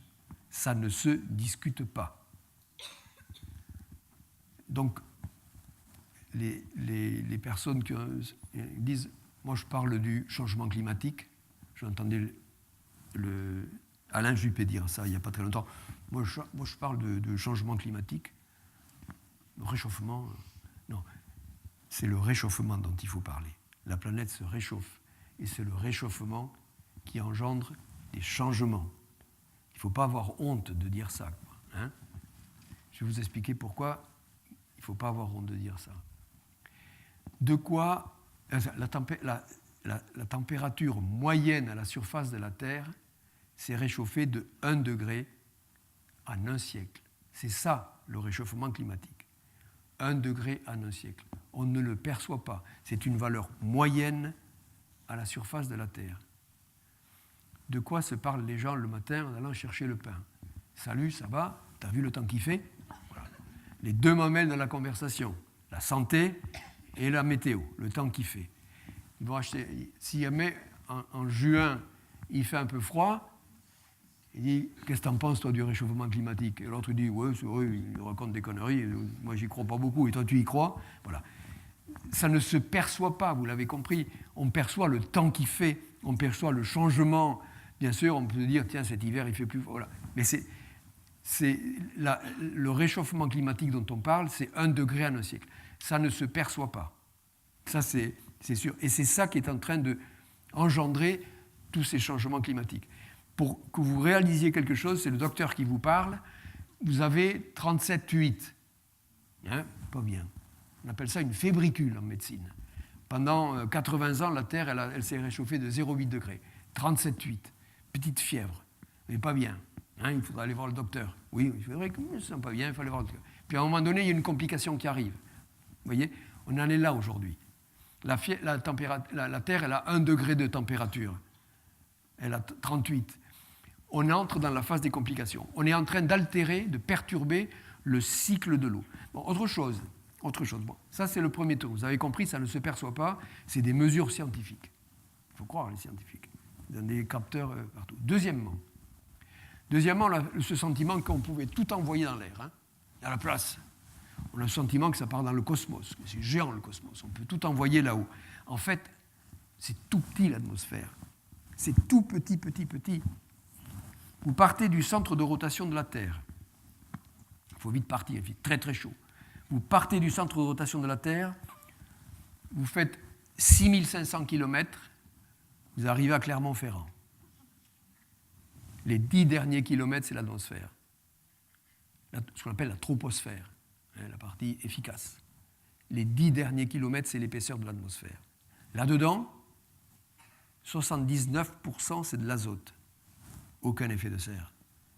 20%, c'est de l'oxygène, indispensable à la vie. Aucun effet de serre. Le reste, le petit qui reste, c'est la vapeur d'eau, c'est d'autres gaz, et c'est du gaz carbonique. Le gaz carbonique a permis à la vie d'exister par la photosynthèse, mais par cet effet de serre. C'est un gaz extrêmement efficace en effet de serre. 0,03% de gaz carbonique, maintenant on est à 0,04%. Vous voyez, ça agit à l'état de trace, d'une grande efficacité. Et c'est tout petit. Donc l'effet de serre au gaz carbonique, il était là au départ pour que la vie existe. Enfin, pour que la vie existe. Nous existons parce qu'il y avait cet effet de serre. La température moyenne à la surface de la Terre serait de moins 15, moins 18. Moins 18 s'il n'y avait pas l'effet de serre. On n'existerait pas. Là, on installe un double vitrage au gaz carbonique, on renforce. Donc le gaz carbonique laisse passer. Il est transparent, hein, le coupable. On ne le voit pas. Si c'était noir, on pourrait se dire on noircit le truc, il faut faire quelque chose. On ne le voit pas. Il agit à l'état de trace, il est très efficace. Et en plus, il a un gros inconvénient, c'est que nous sommes tous des émetteurs. Hein? Il est lié à la combustion des énergies fossiles, charbon, pétrole et gaz. Et on n'est pas prêt de s'en passer. Et grâce à cette ressource énergétique, notre humanité s'est développée. Nous avons eu accès à un tas de choses, d'inventions, de création, parce qu'il y avait de l'énergie pour faire les choses. On a besoin d'énergie, absolument. Et donc, on est tous des émetteurs, il y en a qui sont plus ou moins. Et donc, c'est difficile, si vous voulez, de trouver la solution. Il n'y a pas de solution magique. Parce que c'est un déchet de réaction que l'on ne sait pas recycler. Il y a 2 déchets liés à l'énergie qu'on ne sait pas recycler, les déchets nucléaires et le gaz carbonique. C'est au même niveau, si vous voulez. Enfin, je ne sais pas, même niveau. C'est un déchet de combustion. Alors, le déchet nucléaire, il est cerné, on sait où il est, on sait plus ou moins le traiter, on devine ce qu'on va en faire, mais c'est là. Le CO2, c'est un déchet qui diffuse partout et on ne sait pas le recycler. Il n'y a rien qui recycle le gaz carbonique à part la nature, à part la végétation, par la photosynthèse. Vous voyez ce que c'est la photosynthèse? C'est la capacité extraordinaire et miraculeuse qu'ont les plantes. Les plantes, elles se nourrissent en regardant le soleil, les pieds dans l'eau et dans le minéral. Elles prennent le gaz carbonique qu'il y a dans l'air, elles en font du glucose pour elles et elles nous redonnent de l'oxygène. Ce sont les seuls à pouvoir recycler le gaz carbonique qui est dans l'air. Donc, si on réduit les forêts, si on réduit le verre, c'est autant de pièges à CO2 que l'on supprime et on facilite, si vous voulez, l'excès progressif. Donc, on ne va pas changer le monde. On entend de temps en temps qu'il faut changer de paradigme. Bon, une fois qu'on a dit ça, c'est élégant comme mot, hein, mais ça nous met en face d'un chantier colossal. On ne va pas pouvoir changer le monde d'un coup comme ça. Donc ce que l'on peut faire, c'est que chacun contribue à son niveau. On a tous une efficacité. Il faut être efficace sur sa zone d'influence. C'est ça qui est fondamental. Voilà. Et limiter les émissions le plus possible. On les connaît, les solutions, et limiter tout ce qui va limiter, tout ce qui va faire en sorte qu'on économise de plus en plus l'énergie. Ce qu'il faudrait à l'échelle beaucoup plus grande, à l'échelle politique, mais c'est compliqué, c'est par exemple déjà passer du charbon au gaz. Le gaz émet à peu près la moitié du gaz carbonique pour la même valeur, la production énergétique. Et le problème est compliqué. Vous mettez autour de la table, sans aller si loin, la COP24, elle est en Pologne. 94% de l'électricité polonaise est faite avec le charbon. Allez dire au patron, au président, c'est un Premier ministre, non, en Pologne. Il y a un président, un Premier ministre. Bon, les deux, on les réunit exceptionnellement tous les deux. Et on leur dit, il va falloir arrêter le charbon. Vous voyez la détresse, quoi. Donc le sujet est d'une grande complexité. Donc il faut défournir très très vite un mix énergétique, ajouter les renouvelables, donc les économies, les renouvelables. Mais les renouvelables, ça ne va pas couvrir l'ensemble des besoins de la consommation d'une population qui croît et qui va devenir de plus en plus consommatrice. Donc le sujet est compliqué. Donc ce n'est pas la peine de s'énerver. Vous voyez ce que je veux dire? On a vu des énervements sur des plateaux. Personne n'a la solution, même pas le pape. Il a 2 milliards de pèlerins. Il pourrait faire quelque chose. Vous voyez ce que je veux dire? Il a un impact. C'est certainement, si vous regardez, peut-être celui qui en a le plus. Non? Il a ça en main. Mais c'est compliqué parce que ça touche notre vie quotidienne. Voyez. Donc, ça ne veut pas dire qu'il faut s'arrêter parce que les résultats que l'on met en œuvre aujourd'hui ne seront visibles que dans 40 ou 50 ans. Mais donc il faut penser loin et c'est compliqué. On n'est pas habitué à se dire attends, dans 40 ou 50 ans, on ne va pas s'emmerder. Voilà. Non, c'est une vraie maladie de la planète. Prenez-le comme une fièvre chronique, vous voyez, qu'il va falloir traiter. Et alors que nous disent les pôles là-dessus? Les pôles nous confirment que l'homme est vraiment un acteur du climat. Il nous l'a dit une première fois déjà. Il nous a dit une première fois, l'Antarctique, le pôle sud, nous a dit une première fois que l'homme était capable de changer la composition de l'atmosphère. C'est pas rien. Avec le trou dans la couche d'ozone, vous vous souvenez?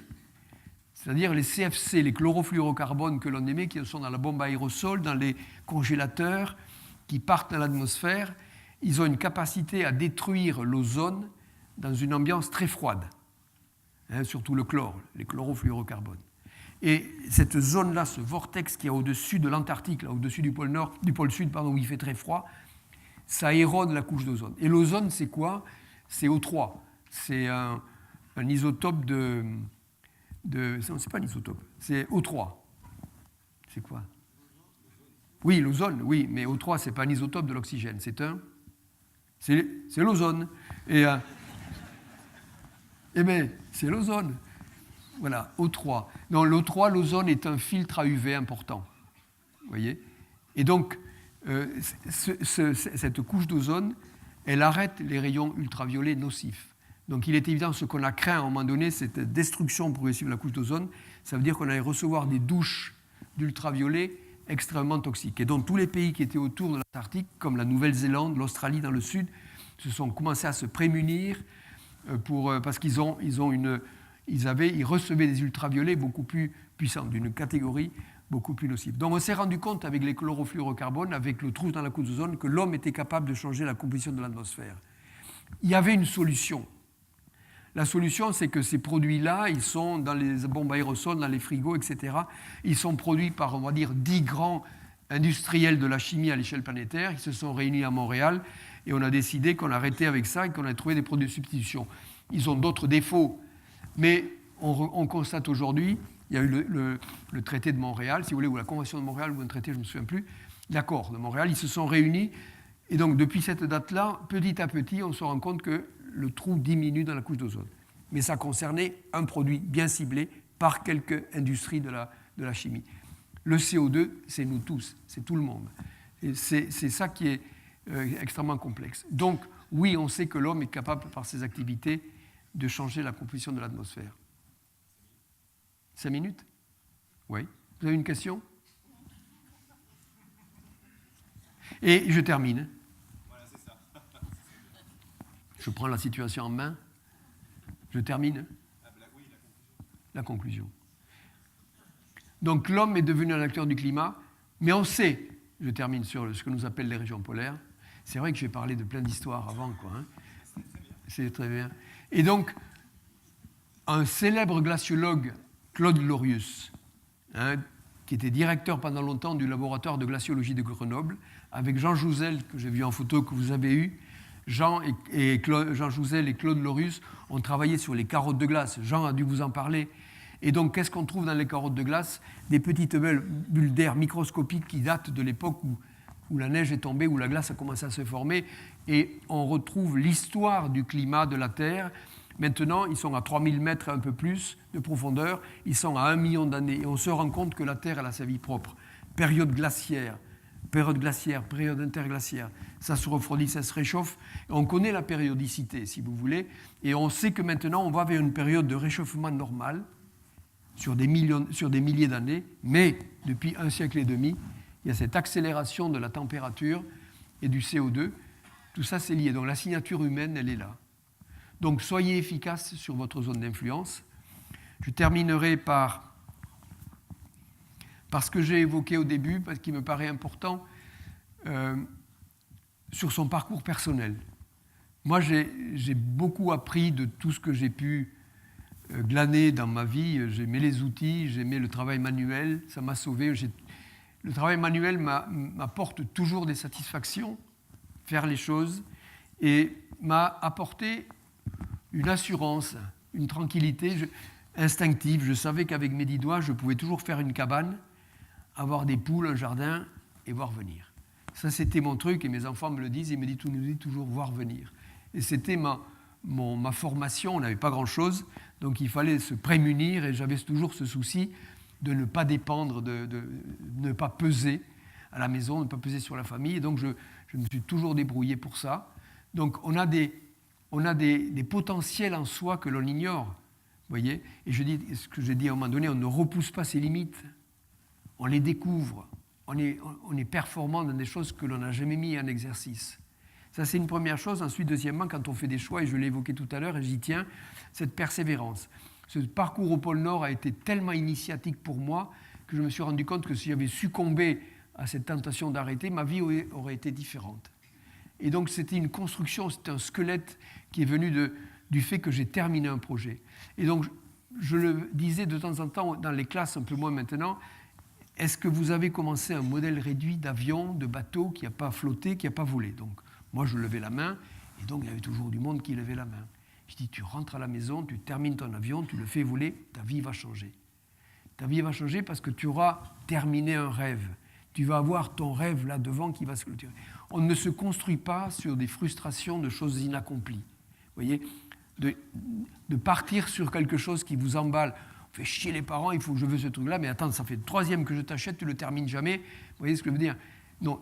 Et ça, terminer, aider à terminer, jusqu'au bout du process, ça permet de clôturer quelque chose qui vous a donné envie à un moment donné et de vous construire comme ça. On ne se construit pas sur des frustrations de choses inachevées, mais on se construit sur des choses qu'on a réalisées. Alors j'ai une frustration, moi, c'est la chirurgie, parce que j'ai adoré ça.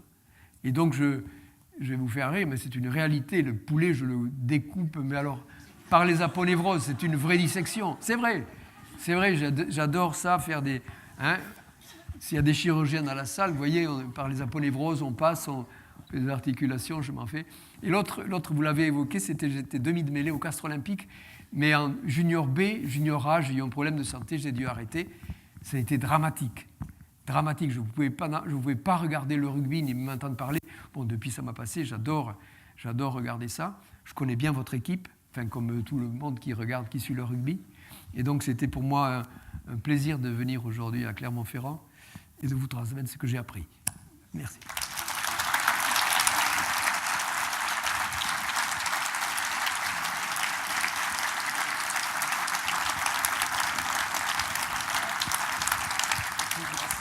Oui. Oui, j'ai vu un changement par rapport à la première fois. Donc, en 86, j'étais un peu radu. Et puis après, j'ai fait une dérive de 4 mois dans un habitacle qui s'appelait Polar Observer. Et je l'ai survolé en 2010, en avril 2010, en ballon. Et avril, pour l'Arctique, si vous voulez, début d'avril, c'était la fin de l'hiver. Donc normalement, une banquise compacte. Et j'étais extrêmement surpris de voir le nombre d'étendues d'eau libre à cette période-là de l'année où il faisait très froid. Ça veut dire qu'il y a des remontées d'eau froide. Vous savez, le Gulf Stream, vous avez entendu parler, c'est ce courant qui prend la chaleur de la Caraïbe et qui la remonte petit petit vers le Grand Nord. Et effectivement, donc il y a des entrées beaucoup plus chaudes aujourd'hui qui se réchauffent et il suffit de quelques dixièmes de degrés pour perturber effectivement l'équilibre d'une plaque de glace. Quand j'ai eu 65 ans, vous me faites allusion à ma jeunesse, je vous remercie. Quand j'ai eu 65 ans, on est convoqué, moi je n'étais pas salarié, donc on est convoqué à la sécurité sociale. Et donc la personne qui était devant l'écran me regarde et me dit « mais vous avez très peu cotisé ». Et c'est vrai. Donc je dois continuer à travailler. Vous voyez, dur. Et donc j'ai un prochain projet, effectivement. Vous voulez que j'en parle maintenant ? Donc ça, c'est l'Antarctique que vous avez là. Donc c'est le pôle sud. Cette tache noire, c'est l'Antarctique. C'est grand comme 28 fois la France en surface. 28 France, vous recouvrez le tout de 2,5 km de glace moyenne. 2500 mètres de glace d'épaisseur sur 28 France. Ça, c'est le glaçon. Il est géant. Vous avez ici le Cap Horn à 10 heures. À 1 heure, là où vous avez l'Afrique du Sud. À 4 heures, 5 heures, vous avez l'Australie, la Tasmanie, la Nouvelle-Zélande. Et toutes ces couleurs autour sur l'océan, c'est ce qu'on appelle le courant circumpolaire antarctique. Ce courant circumpolaire fait le tour, poussé par des vents et puis par des courants plus profonds. Il fait le tour de l'Antarctique à des latitudes de 40, 50, 55. C'est ce que les marins appellent les 50e hurlants parce que le vent y est constant, et ça soulève de la mer. Et cet océan qui est grand, ça fait 22 000 km de circonférence. Donc quand je vous ai dit mettez la main dans l'eau chaude à 37, j'ai dit vous enlevez aussi le globe des 2 clous et vous regardez la Terre avec le pôle sud devant, vous verrez que l'hémisphère sud est un immense océan. 22 000 km, c'est une courroie de transmission, on va dire, entre l'Atlantique, l'Indien et le Pacifique. C'est de la surface d'eau froide. Et le CO2 que l'on émet en excès se dissout dans les eaux froides. Donc, cette immense surface polaire est ce qu'on appelle le principal puits de carbone océanique de la planète. Et la question, c'est quelle est sa performance ? Toutes les communications se terminent, on a besoin de mesures in situ. Ça veut dire qu'on a besoin d'y aller. Donc c'est ça qui m'a mis en tête ce prochain projet. Quel type de bateau il faut pour rester sur cet océan de tempête dans des bonnes conditions de sécurité et de confort. Donc j'ai un copain qui travaille à Lorient, qui est ingénieur. Non, je vais avoir besoin de vous. Hein. C'est juste pour montrer le principe. Attends. Ouais. Et donc, vous me voyez là ? Je suis dans le noir. Donc on est parti sur l'idée d'avoir un flotteur. Un flotteur. Donc quand le vent souffle, ça creuse, hein, plus ça souffle, plus ça creuse, etc. Puis à un moment donné, les eaux profondes sont stables. Donc si vous avez un vaisseau qui descend à 80 mètres dessous, il est pris dans des eaux stables. Il faut qu'à la surface, il y ait le moins de surface possible de manière à ne pas être percuté par les vagues. Donc en fait, c'est un tube qui n'est pas motorisé, hein, qui n'est pas de moteur, et qui est on va habiter là-haut, et il va être entraîné par l'océan.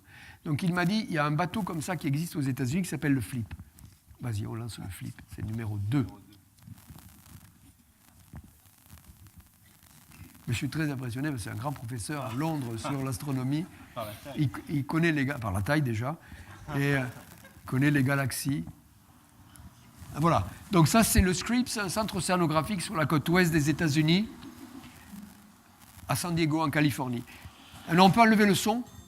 On peut enlever le son, oui, c'est une valse-avienne, on n'a rien à foutre. Donc voilà, c'est un tube qui fait 90 mètres de long. Ah, vous l'avez vu? Et donc, on le tire avec un remorqueur et on ballaste.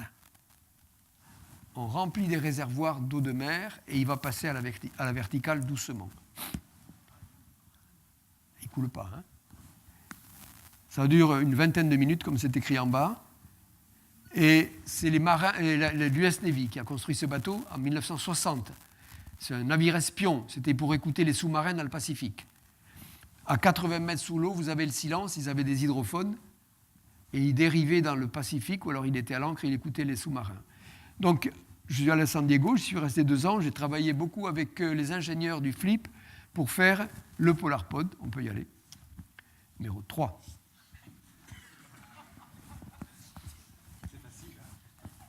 Je rigole, hein? Merci.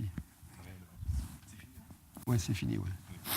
Donc, à la place du tube plein, on a mis un treillis. Vous voyez, l'eau passe facilement. Et donc, il y a à peu près 80 mètres sous l'eau. On va habiter dans cette cahute-là qui fait 20 mètres de haut. Il y a 4 étages. Et voilà. Donc, il va être comme les Américains, tiré à l'horizontale. Ça fait 100 mètres de long. Ça fait 1000 tonnes. C'est un gros truc, hein. On n'ira pas aussi loin avec le remorqueur. On descendra à 400 000 au sud-est de Port-Elizabeth. Et une fois à notre point de départ, pareil, on va ballaster.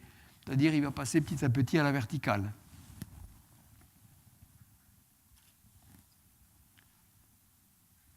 Puis on déjauge. Il va se remettre en position de travail. On a 6 éoliennes. 6 éoliennes de 3 kW. On est totalement autonome en énergie parce qu'il y a beaucoup de vent. Et c'est comme ça qu'il va partir. Ça, c'est un AUV. Surtout, regardez la taille de la personne qui est au-dessus. Ça vous donne une idée de l'échelle. Ça, ce sont des sous-marins de recherche qu'on appelle des AUV, qui élargissent le périmètre d'études autour des navires en général. Vous voyez la taille de la personne qui est tout à fait au bout. Ça vous donne une idée de la taille. Donc, on habitera là-dedans. Il y a 8 personnes, 3 marins de marine marchande. La commission de sécurité nous a demandé 3 officiers et 4 ingénieurs scientifiques qui font marcher les capteurs. On va fonctionner un peu comme la station spatiale, avec beaucoup de capteurs et peu de personnes pour la faire tourner. On a aujourd'hui énormément de capteurs. À bord, il y a 43 institutions de 12 pays, donc c'est devenu un projet très international. Non, c'est bon, là, c'est Infiniscience, oui. C'est un projet qui est très international. Donc il y a 4 domaines. Pourquoi on y va? 4 choses. Mesurer cette capacité à absorber le gaz carbonique, c'est un acteur du climat important. Deuxièmement, on va se servir de la profondeur pour faire un inventaire de la faune par acoustique. On connaît aujourd'hui la signature sonore de toutes les espèces. L'éléphant de mer, le krill, l'orque, le manchot, etc. Donc par écoute, et on écoute tout le temps. Moi j'ai fait des inventaires de faune déjà dans le sud, comme ça. Donc, vous avez des jumelles, puis on regarde, et puis on tombe malade. Et puis ça bouge, on n'est pas bien, et puis il y a la brume qui arrive, on arrête, la nuit arrive, on arrête. Là, c'est en permanence. En permanence pendant 2 ans. Ça va durer 2 ans, on va faire un inventaire de faune marine. Troisièmement, valider les mesures satellites. Les satellites sont des observateurs de la Terre efficaces, mais on a besoin de faire la validation au sol pour caler la mesure. Et quatrièmement, microplastiques contaminants. Est-ce qu'il y en a là? On ne sait pas, on fera des prélèvements pour regarder ça. Normalement, donc l'État finance la construction. C'est un navire qui va appartenir à la flotte océanographique française et qui servira après à l'étude d'autres courants. Et il me revient, moi, de trouver les financements privés pour faire l'expédition elle-même. Normalement, donc ça a commencé à s'institutionnaliser avec Ségolène Royal, qui avait joué un rôle très important, qui a pris ça à cœur, qui a trouvé que c'était un projet très ambassadeur de la performance, de la technologie française. Ensuite, Nicolas Hulot a pris le relais. Maintenant, j'attends de voir le 3e, donc ça fait 3e ministre. Entre-temps, le PDG d'Ifremer a changé. Donc voilà, ça prend un peu de temps, mais en principe, dans le meilleur des cas, on devrait construire en fin 2019 pour partir en 2021, en fin 2021. Voilà le programme, c'est une cathédrale, c'est un truc absolument géant. Je suis le chef d'orchestre aujourd'hui, et vu mon grand âge, j'irai quand même, parce que c'est pas pénible du tout, oui. pas pénible, c'est moins pénible que sur un bateau, c'est très stable. C'est très stable. Il y a un mouvement comme ça, un peu quand il y a la grosse mer, un peu comme... parce qu'on a fait une étude du mal des transports, parce qu'il y a des gens qui travaillent à bord, il y a un mouvement comme ça de lacet qui s'apparente au mouvement dans le TGV quand vous allez au bar, vous voyez. De temps en temps, vous avez des choses comme ça. C'est un peu pareil. Là, donc, vous avez déjà cette expérience-là. Et ensuite, un mouvement de pilonnement, c'est-à-dire ça. Le pilonnement, c'est ce qui nous rend malade. Vous voyez, quand ça monte, ça descend, là. Donc, il ne pilonne pas. Sa fréquence de pilonnement, et c'est ça qui était important, entre ce mouvement-là, c'est 60 secondes, vous voyez. Donc, il ne pilonne pas. C'est très complexe, l'étude. Enfin, il y a des volumes, etc., pour éviter ça. Et la houle, elle fait 20 secondes. Donc, la houle va beaucoup plus vite, si vous voulez. Ça veut dire qu'on ne va pas entrer en résonance avec la houle. C'était ça important qu'il fallait éviter. Donc, le bureau Veritas nous a classé oil and gas. On a toutes les contraintes. Il nous a demandé de pouvoir affronter la vague cinquantennale. C'est-à-dire, c'est une vague de statistiques, hein, celle qui, dans les 50 ans, paraît la plus grosse. Elle fait 31 mètres de haut, de la crête au creux. La période, c'est 18 secondes, c'est-à-dire vous avez une première muraille qui passe, puis après vous avez la deuxième 18 secondes après, et la tempête dure 3 heures. Ça, c'est un truc de statistique. Mais bon, il fallait être prêt pour ça, donc on a fait des maquettes dans les bassins à vagues de l'Ifremer, de l'École centrale de Nantes, pour tester tout ça. Et l'étude est terminée maintenant. Le programme scientifique est au point. L'argent, il en manque, mais bon, on a l'habitude. Et donc, je pense qu'on va y arriver. Il faut persévérer. Il y a dans la salle, je voulais le remarquer, Nicolas. Non, je parle de toi maintenant. Parce que j'ai parlé de persévérance. Et Nicolas, ça fait 3 ans qu'il m'envoie régulièrement un message, le même, pour venir. Ça fait 3 ans. Et il me disait tout à l'heure, quand j'habillais, je me dis quand même, je dois l'ennuyer, etc. Et à un moment donné, je me suis dit, ce mec-là, quand même, il est persévérant. Et il faut vraiment que je vienne ici, à Clermont-Ferrand, quoi. Et grâce à Nicolas, donc il a persévéré, et moi j'ai du plaisir à le faire, mais j'essaie de tout combiner. Enfin voilà, c'était des fois pas facile, mais je suis venu avec grand plaisir.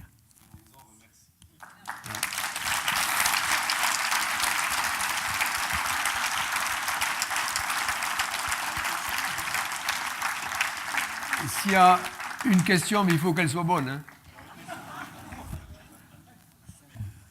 Mais il faut quand même essayer quand même d'avoir une vie agréable, quoi. On est de passage une fois, hein. Vous voyez, donc il n'y a pas dire ce coup-ci je ne le sens pas bien, je reviendrai quand ça sera meilleur. Non. Donc il faut essayer de faire en sorte qu'au moins cet unique passage soit agréable, hein. Qu'est-ce que vous voulez me dire alors?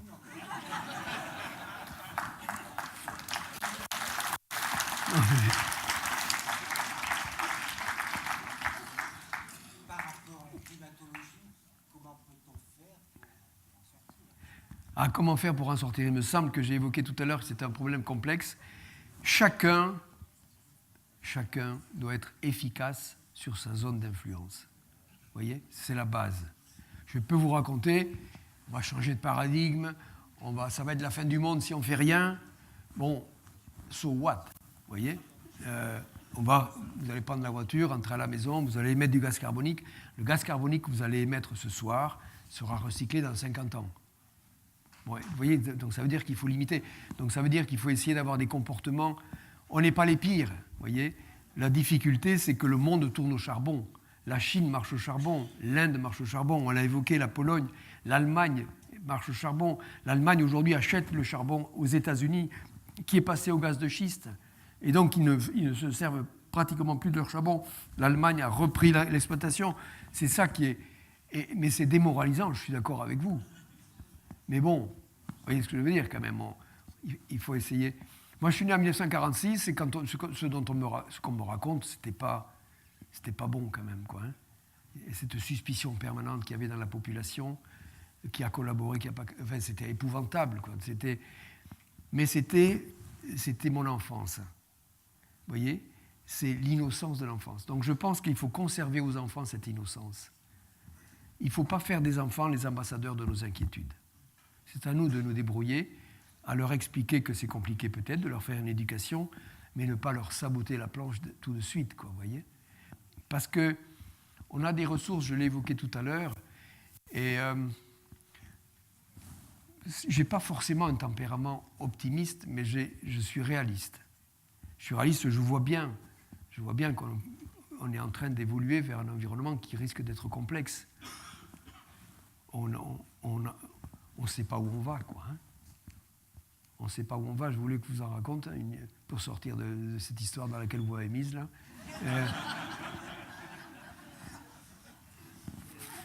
Je vais vous dire un truc. Il y a deux choses. Puis on arrête. Après, on arrête. Hein. Parce que vous ne m'attendez pas à une question comme ça. Moi non plus. Il y a... je vais vous parler de la vie. Hein, c'est ça qui est intéressant quand même. La vie, la préciosité, le miracle de la vie. C'est ça qui me tient, moi. D'abord, l'homme est un mutant surdoué. On est des mutants surdoués. Et il faut le reconnaître. On est d'une intelligence remarquable, tout ce qu'on invente. Mais il y a une chose que l'homme ne sait pas faire, c'est la vie. Vous voyez, j'étais l'autre jour à Radio Notre-Dame. Et je dis, l'homme ne sait pas faire la vie. Comment l'homme peut faire la vie? Nous, on fait des enfants. Je dis, mais vous faites des enfants avec 2 cellules vivantes. Enfin, nous. Hein, on parle de ovocytes et d'un spermatozoïde. C'est déjà des cellules vivantes. On ne sait pas faire la vie. Depuis tout le temps, l'homme essaye de faire la vie en mettant un peu de tout ce qui est de notre constitution, du calcium, du carbone, du phosphate, du magnésium, créer un champ magnétique, une électricité, vous voyez ce que je veux dire, créer un Big Bang, et au fond du tube à essai, jamais la vie n'est apparue. On sait faire des protéines, c'est-à-dire les briques de notre corps. On ne sait pas faire la vie. C'est un miracle, la vie. Imaginez qu'on fasse une cellule à un moment donné, d'où elle viendrait, comment, qu'est-ce que c'est? Et puis tout d'un coup, que cette cellule ait envie de se reproduire. C'est prodigieux. Alors, qui c'est qui pilote tout ça, quoi, hein? Donc, on m'a demandé si j'étais croyant. Alors, devant ce mystère qui nous dépasse tous, quoi, hein, j'ai dit, on aurait tort de se priver de l'idée de Dieu. L'idée de Dieu, je n'ai pas parlé de religion, de quelque chose qui nous dépasse, qui est plus fort que nous, vous voyez. Ce n'est pas mystique ce que je dis, c'est simplement... On est tellement ébahis par ce prodige qu'est la vie qui nous dépasse. Ça, c'est une première chose. Ensuite, donc, nous, on a un passage, avec nous tous, quoi, hein, depuis, on passe. Qu'est-ce qui nous survit, hein, qu'est-ce qui après nous? Simplement, ce sont une part de nos gènes que l'on croise avec une autre personne. On fait un enfant qui est porteur de la moitié. Ça, c'est que nos gènes qui nous survivent, vous voyez. Et si vous entrez dans le détail apaisé de l'affaire, on peut considérer que nous ne sommes que des véhicules porteurs de gènes pour se reproduire, comme si le gène, il pilote pour se reproduire. Le gène, c'est celui qui... Hein, le génome, c'est lui qui nous bâtit le corps, c'est lui qui organise nos trucs. Ça nous échappe complètement, ça marche bien. Vous voyez, depuis qu'on est là tout à l'heure, le cœur bat, tout le monde respire, la tension artérielle se maintient, peut-être il y a quelques ovocytes qui naissent, des spermatozoïdes encore qui se font. Qui c'est qui maîtrise tout ça, qui est aux manettes? Vous voyez, donc cette histoire qui nous dépasse complètement. Donc c'est devant ce mystère de la vie, je suis apaisé, je me dis, on se prend pour, vous voyez, mais on est en train de détruire un peu notre socle, vous avez raison. Seul nous survivons à la nature c'est tout ce qui échappe à la volonté de l'homme, mais en même temps qui nous donne la vie. Mais bon, devant cette... Moi, ça me rassure sur... On n'est peut-être pas... On se prend pour, quoi, vous voyez, mais quand vous regardez cette complexité de la vie, et en même temps ce miracle-là, ce métronome, c'est extraordinaire. Extraordinaire. Par contre, il y a un reproche que je peux lui faire, encore une fois, j'y reviens, qui a calé le thermostat à 37? Parce que si on était à 20, on serait beaucoup moins consommateur, vous voyez ce que je veux dire? Hein? On mangerait moins, on serait moins consommateur. Donc j'en ai parlé à quelques savants qui me disent mais on ne serait pas aussi intelligent. Bon, donc on aurait peut-être. Alors donc j'ai demandé à Yves Coppens, est-ce que tu peux trouver dans tes recherches la température du corps de l'homme de Cro-Magnon? Parce qu'il n'était pas encombré encore par son cerveau. Vous voyez? Et donc il me dit ça on n'y arrivera jamais. Et voilà. Et je terminerai par un refus. toujours pour nous faire du bien, un refuge cosmique. Nous avons tous, enfin si on veut, mais je ne parle pas du refuge des cosmiques à Chamonix, un refuge cosmique. C'est un poète qui habite pas très très loin d'ici, Christian Bobin. Hein, certains connaissent Christian Bobin. Il est au Creusot, je vous conseille de temps en temps de lire. Il dit un truc, il y a dans le ciel, pour chacun d'entre nous, une étoile, suffisamment éloignée pour que nos erreurs ne la ternissent jamais. Donc, espèce de paradis, si vous voulez, parce qu'on n'a pas toujours des pensées heureuses, des bonnes pensées, on a des jalousies, on passe mal des fois, vous voyez, on n'agit pas bien, on a peut-être un peu volé, je ne sais plus quoi. Mais cette étoile-là, elle nous pardonne tout, vous voyez. Donc, si on ne sent pas très très bien, on peut aller faire toujours ce séjour sur cette étoile mystérieuse, ce que j'appelle le refuge cosmique. Sincèrement, j'y passe des week-ends et on s'y sent bien. Merci beaucoup.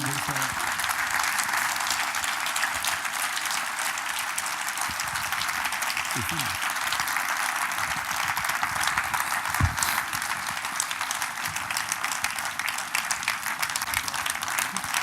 C'est fini.